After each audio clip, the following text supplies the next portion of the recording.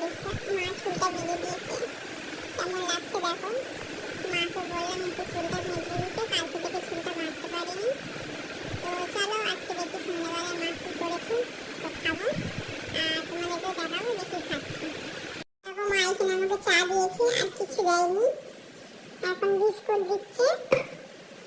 তো আমি বিস্কুটটা বার করে খেয়ে নিই, তারপর তোমাদের সাথে কথা বলছি। এদিকে দেখো আমি চায়ে বিস্কুটগুলো সব ভিজিয়ে নিয়েছি, এবার আমি খাবো। আমি ততক্ষণ খাই আর তোমরা দেখো। চলো বাই বন্ধুরা, চ্যানেলটা অবশ্যই সাবস্ক্রাইব করে আমার পাশে থেকো।